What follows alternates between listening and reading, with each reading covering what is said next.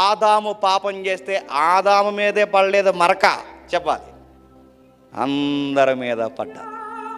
చాలామంది అనుకుంటారు ఆదాము చేసిన పాపానికి ఆదాము చనిపోవాలి, కానీ మేమెందుకు చనిపోతున్నామంటే బాగా వినాలి, మన తండ్రి లక్షణాలు మనకున్నాయి కనుక డెలిబరేట్గా అందరికీ పాపము సంప్రాప్తమైంది.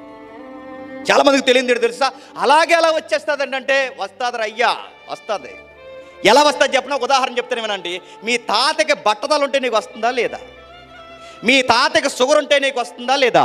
మీ తాతలకి జబ్బులు ఉంటే నీకు వస్తున్నాయి లేదా? అరే బట్టతలే వస్తుంది, పొట్టే వస్తుంది, జబ్బులే వస్తున్నాయి, రోగాలే వస్తున్నాయి అన్నప్పుడు పాపం రాదని ఎలా అనుకుంటున్నావు?